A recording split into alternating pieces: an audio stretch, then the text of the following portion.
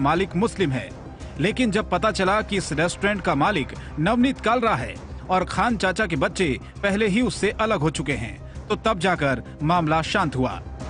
हमने 2010 से 2016 तक नवनीत कालरा के साथ पार्टनरशिप करी थी खान चाचा में, और उसके बाद उसने बहुत सारी चीज़ें करी। फिर उसने परेशान करना स्टार्ट कर दिया।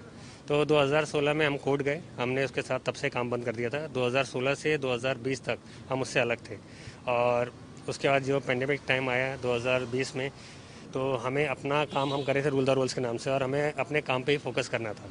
तो फिर हमने घर पे मशवरा करा, खान चाचा नाम हमने उनको दे दिया और आउट ऑफ कोर्ट सेटलमेंट कर लिया। फिर हमने सलीम जावेद के नाम से रूल द रूल्स के नाम से अपना काम करते। अल्लाह का शुक्र है, हमारे वालिद साहब ने हमें अपना हुनर सिखाया और सारे कस्टमर हमारे पास आ गए। तो हम किस लिए लड़ रहे थे, तो हमने अपना ब्रांड उनको दे दिया था, एज ए ब्रांड दिया था उनको कि उसको वो केयर करें। मगर अफसोस है कि उन्होंने इसका नाम ख़राब करा है, और हमें तकलीफ़ होती है जब इस तरीके से चीज़ें आ रही हैं। पर अल्लाह का शुक्र है, लोग भी साथ दे रहे हैं, सब इस चीज़ को क्लैरिफिकेशन कर रहे हैं कि जो खान चाचा ब्रांड है उसको नवनीत कालरा चला रहा था। और हम यही क्लियर करना चाहेंगे कि इस कंट्रोवर्सी में हमारा कोई हिस्सा नहीं है, और हम लोग 2016 से ही उनसे अलग हो चुके हैं। लेकिन काफ़ी दुख वाली बात है कि नाम खराब। जी अफसोस है, कलंकित कर रहे हैं, वो दुर्भाग्यपूर्ण है। इस पूरे गोरख धंधे में नवनीत कालरा को मास्टरमाइंड माना जा रहा है। पुलिस नवनीत कालरा की तलाश कर रही है। इस मामले के तार लंदन से भी जुड़े होने की बातें सामने आ रही है। पुलिस के मुताबिक लंदन में ऑक्सीजन कंसंट्रेटर्स की कालाबाजारी करने का प्लान बना और उसके बाद नवनीत कालरा के रेस्टोरेंट में रखकर इन कंसंट्रेटर्स को बेचा जा रहा था। वहीं अब इस केस को क्राइम ब्रांच को सौंप दिया गया है। जनतंत्र टीवी के लिए चिराग गोठी के साथ जुबैर खान की रिपोर्ट, दिल्ली। तो चर्चा की शुरुआत करें उससे पहले कुछ सवाल आज के हमारे हैं, वो आपको बता देते। सबसे पहला सवाल हमारा आज का यह है कि आखिर कब गिरफ्तार होगा नवनीत कालरा, सबसे बड़ा सवाल यह है। दूसरा सवाल यह है कि सांसों के सप्लायरों पर कब पूरी तरह से शिकंजा कसा जाएगा। सवाल नंबर तीसरा यह है कि महामारी के दौर में कैसे रुकेगी ऑक्सीजन की ये कालाबाजारी। तो चलिए चर्चा की शुरुआत करते हैं। खास मेहमान मेरे साथ जुड़ चुके हैं, रमाकांत मिश्र जी हैं, प्रवक्ता हैं भारतीय जनता पार्टी के। बहुत बहुत स्वागत है रमाकांत जी आपका। अथर जैदी साहब प्रवक्ता आम आदमी पार्टी से जुड़ चुके हैं, आपका भी स्वागत है। वेद भूषण जी हैं, रिटायर्ड एसीपी दिल्ली पुलिस के, हमारे साथ जुड़ चुके हैं। आप तीनों मेहमानों का बहुत बहुत स्वागत करता हूं। सबसे पहले रमाकांत मिश्रा जी, आप ही से मैं शुरुआत करना चाहता हूं। सवाल यह है कि महामारी है, लेकिन कुछ लोग इस महामारी को किस तरह से अवसर में बदल रहे हैं, मुनाफा कमा रहे हैं, सांसों का सौदा कर रहे हैं। खान मार्केट का जो हमने आपको पूरा अभी वाकया दिखाया, पूरी रिपोर्ट दिखाई, कुल मिलाकर कल और आज की बात करें 500 से ज्यादा ऑक्सीजन कंसंट्रेटर वहां से बरामद किए जा चुके हैं। लेकिन एक खान चाचा रेस्टोरेंट जहां से पुलिस ने छापेमारी की, बड़ी मात्रा में 96 ऑक्सीजन कंसंट्रेटर बरामद किए। रमाकांत मिश्रा जी, मेरा सवाल यह है कि कालाबाजारी रुकेगी या नहीं रुकेगी?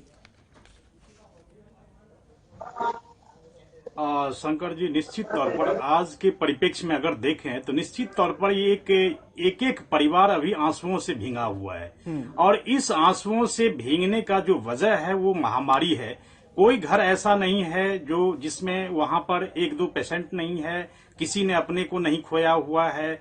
एक मानवता के नाते भी किस तरह से लोग इस आपदा में अवसर ढूंढ रहे हैं और अपनी कालाबाजारी करके जिस तरह से ये पैसे कमाने के चक्कर में लोगों को आहुति दे रहे हैं। जहां पर ऑक्सीजन कंसंट्रेटर अभी हॉस्पिटल में कमी हो रही है, वहां पर इस तरह से इसकी भर्त्सना जितनी कम की जाए उससे बहुत ही कम है। जहां तक बात है ऑक्सीजन कंसंट्रेटर नवनीत कालरा का, निश्चित तौर पर ये अभी फरार जरूर है, लेकिन चूंकि क्राइम ब्रांच को ये सौंप दिया गया है और ये देखिएगा जल्दी ही ये गिरफ्तार होगा। और कालाबाजारी का जहां तक प्रश्न है, न कि ये नवनीत कालरा, चूंकि ये कभी ऑक्सीजन कंसंट्रेटर की बात हुई है, रेमेडी शिविर का भी बात कह रहा हूं। एक मिस्टर हुसैन है जिसको नोटिस भी दिया गया है हाईकोर्ट की तरफ से। ये भी बहुत सारे अभी बाकी है, खास करके दिल्ली के परिप्रेक्ष्य में अगर देखा जाए तो अभी बहुत सारी ऐसी घटनाएं जिसमें कालाबाजारी, जो जमाखोरी है, वो चाहे ऑक्सीजन सिलेंडर की बात हो, चाहे वो रेमेडी शिविर की बात हो, चाहे मेडिसिन की बात हो, चाहे ये बहुत सारा अभी सामने आ रहा है मामला, और जिसको रोकना निश्चित तौर पर बहुत जरूरी है। क्योंकि इस तरह से सांसों का सौदा नहीं हो सकता, इस तरह से सांसों का सौदा नहीं हो सकता है। अब देखिए जो प्रशासन है वो पहले से भी इसमें तत्पर है, लेकिन अब जो इसको तत्परता और दिखानी पड़ेगी, इसमें कोई ऐसा नहीं है जो कि चाहे वो गवर्नमेंट किसी की भी हो, लेकिन इसको तत्परता दिखा करके इस तरह की कालाबाजारी, इस तरह की जो जमाखोरी है, इसको रोकना पड़ेगा। और तब जाकर के इस जहां पर हम एक एक सांस के लिए, एक एक ऑक्सीजन सिलेंडर के लिए, एक एक कंसंट्रेटर के लिए हम लोग यहाँ पर जूझ रहे हैं, फाइट कर रहे हैं, एक एक सांस के लिए फाइट कर रहे हैं, वहां पर इस तरह की जमाखोरी बर्दाश्त से बाहर है। और ऐसे व्यक्ति को निश्चित तौर पर अगर डिमांड करूं तो इसको कड़ी से कड़ी सजा मिले, जिसमें कोई पहले वो गिरफ्तार कोई हो इस जाए। चीज को कह नहीं सकता जो कि हाँ सचमुच में हम यही डिबेट करते रह जाएंगे। ऐसे गिरफ्तार तो होगा। देखिए करना बहुत जरूरी है। जुर्म का के सौदागर हैं रमाकांत मिश्रा जी। अथर जैदी जी, मैं आपके पास आता हूं। अथर जैदी जी, ये पूरा जो नेक्सस है, जो नेटवर्क है, ये कैसे टूटेगा, आप ये बताइए। एक जो लगातार हमने एक लंबी फेहरिस्त दिखाई, मैंने रिपोर्ट में भी दिखाया कि किस तरह से कल से लेकर आज तक 500 से ज्यादा ऑक्सीजन कंसंट्रेटर अब तक पुलिस ने बरामद कर लिए हैं। दिल्ली पुलिस की ये सराहनीय पहल है। मैं बार बार इस बात को कहूंगा, लगातार पुलिस छापेमारी कर रही है, लेकिन कुछ लोग हैं अथर जैदी जो इसमें आपदा में भी मुनाफा कमा रहे, लोगों की सांसों से सौदा कर रहे हैं। इसमें एक सवाल मैं और जोड़ देता हूं। कपिल मिश्रा को आप जानते होंगे, उन्होंने ये आरोप लगाया है कि जो लोग, उनका ट्वीट है, आपको जानकारी होगी इसकी, उन्होंने कहा है कि सरकार चलाने वाले और उनके खास लोगों के घर से ऑक्सीजन सिलेंडर और कंसंट्रेटर बड़ी मात्रा में मिल रहे हैं, जबकि इनके अभाव में लोगों की जानें जा रही हैं। इस पर क्या कहना आपका? दोनों सवालों पर मैं आपका जवाब चाहूंगा। जी देखिए, जो भी हुआ है वो बहुत दुखद है, और इसमें चाहे कालरा हो या हुसैन हो, उन्हें यह समझना पड़ेगा कि कफन में जेब नहीं होती है। जब वो इस दुनिया से जाएंगे तो सब यहीं छोड़ के जाएंगे। उनको, और जितने भी लोग इस तरह का काम कर रहे हैं, उनको ये ख्याल रखना चाहिए कि ये आपदा का अवसर है और क्या हालात हमारे देश में हैं। उनको इंसानियत को देखते हुए आगे आना चाहिए और लोगों की मदद करनी चाहिए जी। लेकिन ऐसा नहीं है। दिल्ली के अंदर बहुत बड़ी तादाद में एनजीओज हैं, बहुत बड़ी तादाद में लोग हैं ऐसे जो सामाजिक कार्यकर्ता हैं, जो काम कर रहे हैं, मदद कर रहे हैं लोगों की। अच्छा, कपिल मिश्रा के इस ट्वीट का आप समर्थन करते हैं? अथर जैदी जी, आपने बहुत अच्छी बात कही, कोई भी हो उसको जेल में होना चाहिए अगर इस तरह से वो कालाबाजारी कर रहा है। उन्होंने ये लिखा है कि अपराध है, इमरान हुसैन को तुरंत जेल में होना चाहिए, केजरीवाल और उनके सभी मंत्रियों विधायकों के घरों की तलाशी लेना जरूरी हो गया ऐसे वक्त में। वो ये सवाल उठा रहे हैं। इमरान हुसैन का जहां तक सवाल है, इमरान हुसैन के और कालरा के केस में जमीन आसमान का फर्क है। इमरान हुसैन जो है वो विधायक है, मंत्री हैं दिल्ली में, और वो जो ऑक्सीजन बांट रहे थे वो फ्री में बांट रहे थे। वो सेवा कर रहे थे अपने इलाके में लोगों की, क्योंकि आप जानते हैं दिल्ली के अंदर एक बहुत बड़ा नंबर ऐसा है जो लोग घर पे रह के ऑक्सीजन ले रहे हैं, जिनको हॉस्पिटल में ऑक्सीजन नहीं मिल रही, वो घर पे भी एसिम्प्टोमेटिक हैं, वो ले रहे हैं। तो इस तरह के एनजीओ दिल्ली में बहुत सामाजिक कार्यकर्ता ऐसे हैं जो ऑक्सीजन फ्री बांट रहे हैं। इसमें ये सवाल उठ रहा है ना अथर जैदी जी, कहीं ब्लैक में ऑक्सीजन का स्टॉक तो नहीं रखा गया है, और कहां से वो आया? और ऐसे वक्त में जब लोग एक सिलेंडर के लिए, अथर जैदी जी, लंबी लंबी लाइनों में लगे रहते हैं, 24-24 घंटे लाइनों में लगे रहते हैं, 3-3, 4-4 गुना ज्यादा दामों पर सिलेंडर लेने के लिए तैयार हो रहे हैं। ऐसे में वो सवाल उठा रहे हैं कि इमरान हुसैन कहां से दे रहे हैं इतने सारे सिलेंडर लोगों को? नहीं, इमरान हुसैन फ्री में बांट रहे हैं। पहली चीज तो ये है, जो लोग पैसे में बांट रहे हैं और ब्लैक कर रहे हैं, उनको पकड़ा जाना चाहिए, उनके खिलाफ कार्रवाई होनी चाहिए। दूसरी चीज, अभी कुछ दिन पहले गौतम गंभीर भी अपने घर से एक सांसद होने के नाते दवाइयां जो हैं वो सप्लाई करा रहे थे। तो देखिए, ये जनप्रतिनिधि हैं, इनकी जिम्मेदारियां हैं कि अगर कहीं जिस लेवल पे भी मदद कर सकते हैं जनता की, इन्हें करना चाहिए।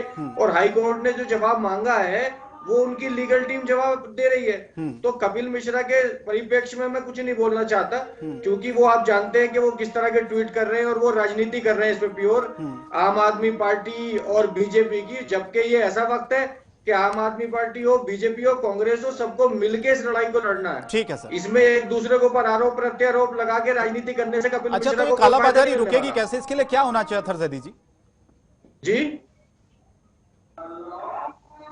सवाल रिपीट करेंगे आप अपना? मैं पूछ रहा हूं आपसे कि जो कालाबाजारी हो रही है ये रुकेगी कैसे? नहीं, कालाबाजारी के लिए हम शुरू से मांग कर रहे हैं कि दिल्ली पुलिस पूरी तरह से कार्रवाई करे, चाहे वो दवाइयों की कालाबाजारी हो, ऑक्सीजन की कालाबाजारी हो। दिल्ली पुलिस को दिल्ली सरकार की जिस तरह से भी मदद चाहिए हम उनके साथ खड़े हैं, जिस तरह से भी वो हमारी मदद चाहते हैं, लेकिन कार्रवाई होनी चाहिए ऐसे वक्त में ऐसे लोगों पे, और सख्त से सख्त सजा मिलनी चाहिए इन लोगों को।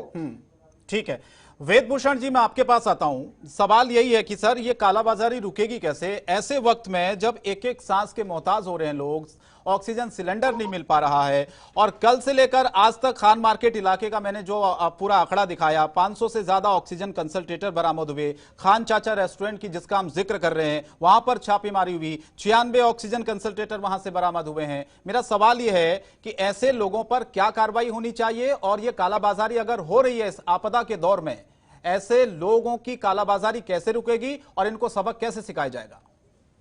शंकर दत्त पंत जी, दिल्ली पुलिस को, खाकी को और पूरे हिंदुस्तान की पुलिस को जी जो आज चुनौतियां हैं ये अनप्रेसिडेंटेड हैं, आजादी के बाद से आज तक नहीं आई थी। बिल्कुल सही कह रहे हैं आप। सामने मेन 3 चुनौती है। पहला है अपने आप को बचाना। 25 पुलिस वाले इस कोरोना के टाइम में मर चुके हैं। इससे पेशली लहर में 33 पुलिस वाले मर गए थे। 3800 पुलिस वाले आज बेड पर पड़े हुए संक्रमित है। पहला चैलेंज तो पुलिस वालों को अपने आप को बचाना है, क्योंकि बीमारी खाकी और डॉक्टर या पॉलिटिशियन को नहीं देखते। बड़े बड़े नेता इस दौर में मर गए हैं, पुलिस वाले मर गए, बड़े ब्यूरोक्रेट्स मर गए। दूसरी चैलेंज है कि आईसीएमआर की जो गाइडलाइंस है उनको दिल्ली पुलिस को या पूरे हिंदुस्तान की पुलिस को एग्जीक्यूट कराना है। आज आपको याद होगा सुप्रीम कोर्ट ने एक टास्क फोर्स बनाई है जिसमें 12 मेंबर्स होंगे जो पूरे इंडिया के लिए ऑक्सीजन या मेडिकल की किस तरह से सप्लाई हो, कैसे इस पे कंट्रोल किया जाए, कैसे सबकी जो दूसरे स्टेट की प्रॉब्लम्स है उनको सॉर्ट आउट किया जाए। तीसरा जो चैलेंज है पुलिस के लिए वो है जिनके बारे में आज आप बात करो, चाहे वो काल्ला हो। एक अकेला काल्ला नहीं है, यहाँ बहुत सारे गिद्ध बैठे हुए हैं। गिद्ध जो है मरे हुए को खाता है, ये जिंदे हुए को खाते हैं। ये लोग जिंदे आदमी को खाने पर लगे हुए, चाहे वो लंदन से ला रहे हैं चाहे चाइना से ला रहे हैं। वो मुनाफा खेरी के इतना पागलपन की हद तक पहुंच गए हैं कि उनको ये नहीं पता कि वो कर क्या रहे हैं। जी जी बिल्कुल सही कहा। मेरी जो आपके चैनल के माध्यम से रिक्वेस्ट है कि जो भी इस दौरान के पकड़े गए हैं ये तमाम नॉन बेलेबल ऑफेंस बनाए जाएं। सरकार इसका नोटिफिकेशन जारी करे, इनकी बेल ना हो, इनके ऊपर इतना पनिशमेंट और इतनी जुर्माना हो कि दूसरा आदमी देख के थर्राए कि यदि मैंने गलती की तो इसका बहुत बड़ा खामियाजा मुझे भुगतना पड़ेगा। अब जहां तक मुकदमों का संबंध है, दिल्ली पुलिस के पास जब भी मुकदमों की जानकारी आई है जी, आईपीसी की धारा 188 के अंदर मुकदमा दर्ज किए गए हैं। एसेंशियल कमोडिटीज एक्ट के अंदर मुकदमे दर्ज किए जा रहे हैं। डिजास्टर मैनेजमेंट एक्ट के तहत मुकदमे दिए जा रहे हैं। एपिडेमिक एक्ट के तहत मुकदमे दिए जा रहे हैं। और तमाम कोशिशों के बावजूद भी इस तरह की चोर बाजारियां नहीं रुक पा रही है। उसका कारण यह है कि पब्लिक भी लालची है। मुझे कहने में कोई शर्म नहीं आती है पुलिस या कमी सरकार में, आम आदमी पार्टी में, बीजेपी में कमी निकाले, पब्लिक भी इतनी जिम्मेदार है, ये भी उतनी चोरी में भागीदार है। जो महंगे रेट पर रेमडेसिविर खरीद रहे हैं, जो हर चीज से अलग हटकर ऑक्सीजन की चोर बाजारी से खरीद रहे हैं। वेदभूषण जी, ये एक मजबूरी है जनता की, आप समझ रहे हैं सर। मैंने तो कई सारे वीडियोस ऐसे देखे हैं, कई लोगों की बाइट, हम तो लगातार खबरें दिखाते हैं, हाथ जोड़ते हैं मेडिकल स्टाफ के आगे, डॉक्टरों के आगे, बाकी लोगों के आगे कि किसी तरह से इंजेक्शन दिलवा दीजिए, बेड दिलवा दीजिए, नहीं तो मरीज मर जाएगा, पैसे ले लीजिए आप, पैसों की कमी नहीं है। मजबूरी उनकी भी समझना बहुत जरूरी है सर हमें। मैं आपके पास लौट रहा हूँ। जी जी बिल्कुल, सिस्टम तो तभी बनेगा ना जब हाँ सिस्टम बनाने की जरूरत है। आपने बहुत अच्छी बात कही वेदभूषण जी। चिराग कोटी के पास चलते मेरे सहयोगी जो लगातार इस स्टोरी को कवर भी उन्होंने किया है। चिराग, ये जो कालाबाजारी हो रही है, जिसका नवनीत कालरा जो नाम सामने आ रहा है, जैसा कि वेदभूषण जी बता रहे हैं कि एक नवनीत कालरा नहीं है, न जाने कितने ऐसे नवनीत कालरा है जो सांसों के सप्लायर हैं, सांसों के सौदागर हैं, जिन पर कठोर कार्रवाई होनी चाहिए और नजीर पेश होनी चाहिए कि अगर कोई ऐसे करने की हिम्मत करता है ऐसे वक्त में, आपदा के वक्त में, उनके खिलाफ बहुत कठोर कार्रवाई होनी चाहिए ताकि आगे से कोई ऐसा करने से पहले 10 बार सोचें।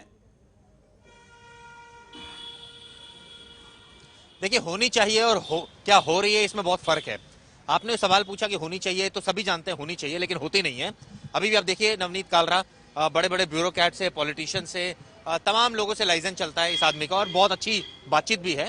और खुद खान चाचा जो रेस्टोरेंट है उनके जो 2 बेटे हैं उनसे पहले इन्होंने पार्टनरशिप की, 2016 तक चलाया। उसके बाद अब अपना रेस्टोरेंट एक और खोला हुआ है लोधी कॉलोनी में, जहां रेड पुलिस ने मारी और वहां 4 लोगों को गिरफ्तार किया। अब 5 गिरफ्तारी टोटल इसमें हो चुकी है।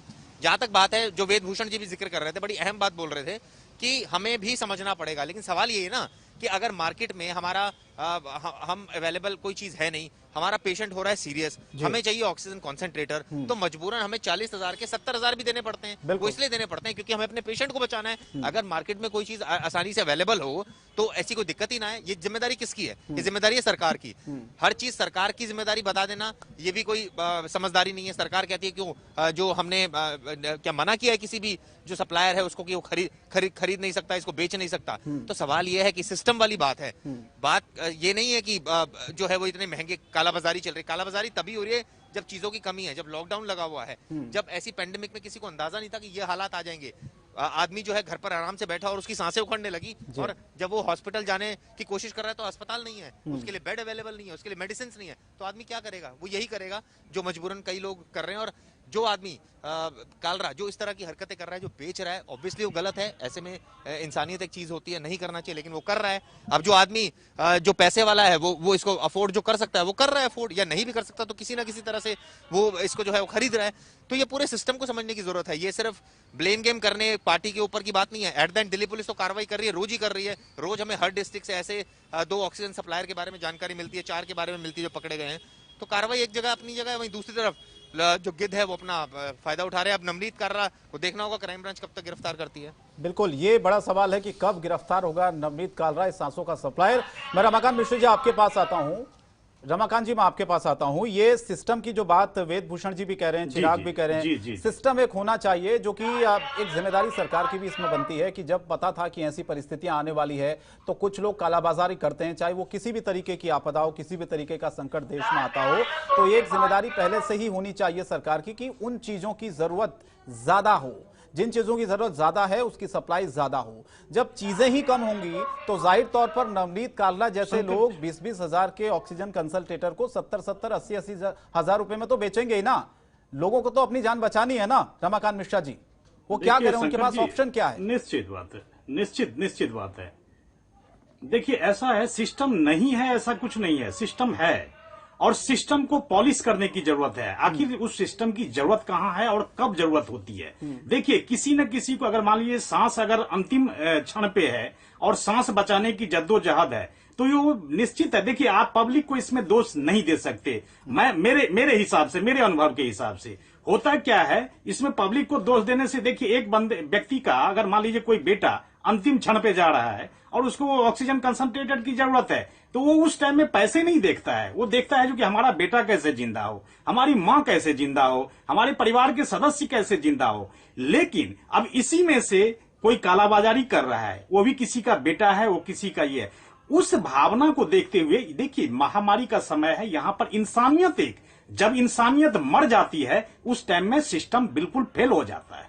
आप सिस्टम कर लें चाहे कुछ भी कर लें, फेल हो जाता है, असफल हो जाता है। और उस इंसानियत को जगाने की जरूरत है। और वो इंसानियत कुछ ऐसे गिद्ध बैठे हुए हैं जो इस महामारी के क्षण में जिनको वो चीज नहीं करना चाहिए, चाहे कालाबाजारी हो चाहे कुछ भी हो, नहीं करना चाहिए। जहां पर एक देवता के स्वरूप में वहां पर खड़ा होना चाहिए, वहां पर वो दानव के रूप में खड़े होते हैं। ये बहुत बड़ी विडंबना है। इस या तो इंसानियत मर गई है या पता नहीं क्या हो गया है इस देश को। इस मैं कह नहीं सकता जो कि मतलब क्या पोजीशन है, क्या स्थिति है। एक एक सांसों का जिस तरह से अभी मूल्यांकन हो रहा है, एक सांस लाखों में बिक रहा है, एक सांस 2-2 लाख में बिक रहा है। ये बहुत बड़ी विडंबना है। सिस्टम है, सिस्टम नहीं है ऐसी कोई बात नहीं है। अगर सिस्टम नहीं है तो फिर इस कालाबाजारी को रोकने के लिए वहां पर छापा कैसे पड़ा? तो सिस्टम तो है, इसमें तो कोई दो मत नहीं है। दूसरा सिस्टम को पॉलिश करने की जरूरत है और इंसानियत को जगाने की जरूरत है, मानव बनकर के नहीं, देवता बनकर के।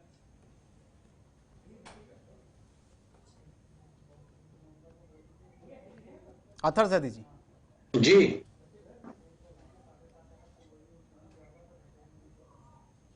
अथर जी, आपको मेरी आवाज आ रही है? तो रमाकांत जी ने सवाल उठाया कि सिस्टम ठीक है, उसको थोड़ा सा पॉलिश करने की जरूरत है। अगर सिस्टम ठीक होता तो फिर नवीन कालरा जैसे लोग किस तरह से कालाबाजारी कर रहे होते क्या? नहीं, मैं पिछले 20-25 दिन से ये जो एक वर्ड है ना, ये बहुत न्यूज चैनल पे सुन रहा हूँ, सिस्टम सिस्टम सिस्टम। सिस्टम क्या होता है? सिस्टम कुछ नहीं होता। सिस्टम होती है गवर्नमेंट, सिस्टम होते हैं प्रधानमंत्री, सिस्टम होते हैं मुख्यमंत्री। ये सिस्टम वही चलाते हैं। उसमें चाहे कांग्रेस के मुख्यमंत्री हों या आम आदमी पार्टी के हों या बीजेपी के हों, सिस्टम को पॉलिश करने की जिम्मेदारी उनकी है, सिस्टम को ठीक से चलाने की जिम्मेदारी उनकी है। ये देश उनको वोट देके उनको मुख्यमंत्री बनाता है, उनको प्रधानमंत्री बनाता है।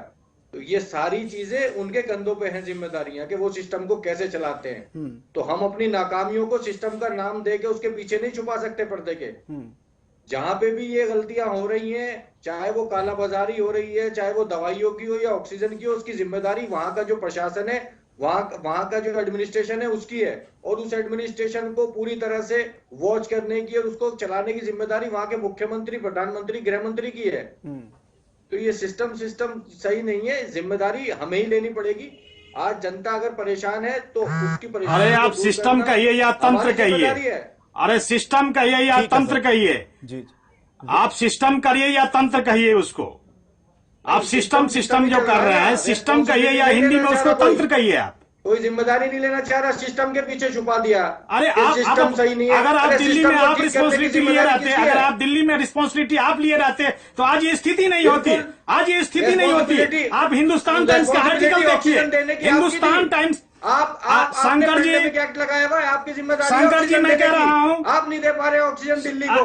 आप शंकर जी हिंदुस्तान टाइम्स का आर्टिकल देखिए, हिंदुस्तान टाइम्स का आर्टिकल देखिए, उस आर्टिकल में लिखा हुआ है, हिंदुस्तान टाइम्स का आर्टिकल देखिए, मैं नहीं कह रहा हूँ, हिंदुस्तान टाइम्स का आर्टिकल देखिए, जो इनका जो सिस्टम किस तरह से, इनका तंत्र किस तरह से फेल हुआ, दिल्ली सरकार का किस तरह से फेल हुआ, वो इनको देखिए। ये बहस कर रहे हैं लेकिन अपनी कमियों को नहीं देख रहे हैं।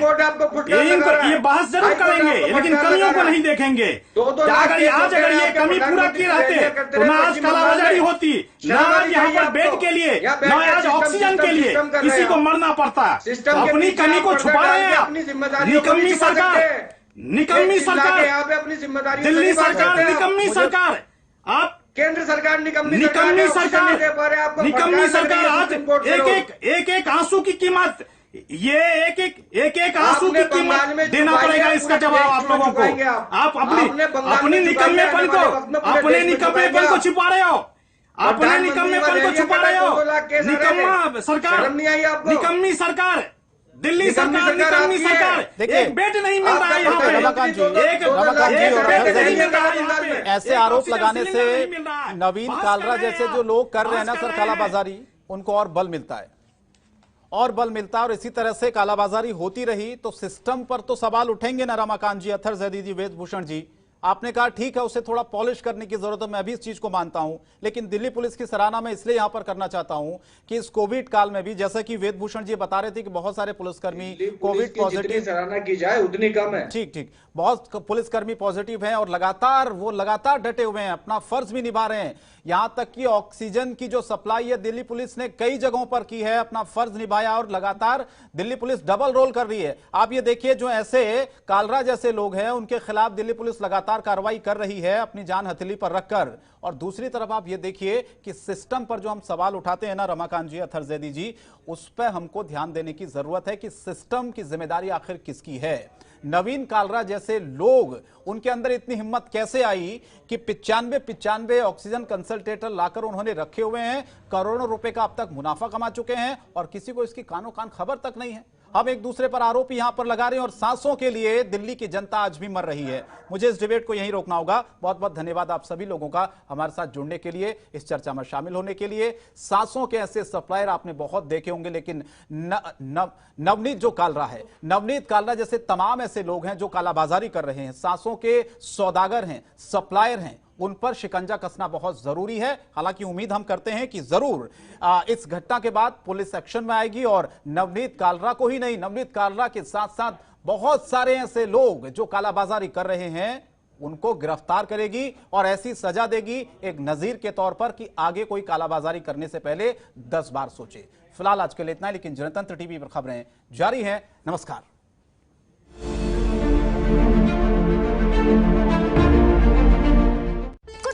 है, कुछ नया है। आलू है, अचार है। आलू में अचार? अरे इसमें तो दोनों है यार। कमाल है। MDH का अचारी आलू मसाला, आलू में अचार का मजा। MDH अचारी आलू मसाला। अब हर खुशी हर त्योहार में चमकेगा इंडिया, दिल में घुले एहसासों से सजेगा इंडिया। देश का हर रंग तरुण पेंट्स के संग। तरुण पेंट्स, खुशियों वाले रंग। किचन किंग हो या गरम मसाला, पाव भाजी या चंकी चाट मसाला, असली मसाले सच सच। MDH त्रिफला, हल्दी और गिलोय जैसी जड़ी बूटियों से बना बटरफ्लाई आयुर्वेदा का आई इम्यून कैप्सूल इन्फेक्शन से लड़ने में मदद करे और प्लेटलेट काउंट भी बढ़ाए। इम्यूनिटी यानी आई इम्यून।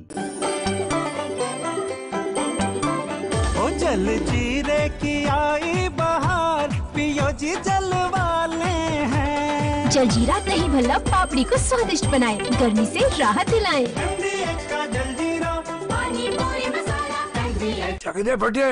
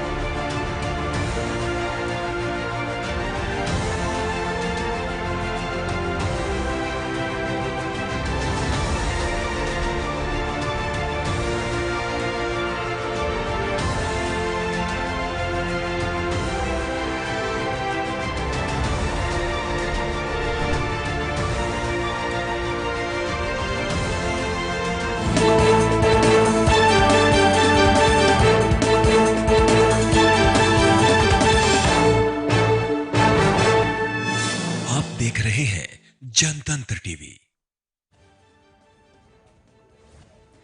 ऑक्सीजन और दवाओं के वितरण पर एक्शन में सुप्रीम कोर्ट, राज्यों में आवंटन के लिए किया 12 सदस्यीय टास्क फोर्स का गठन।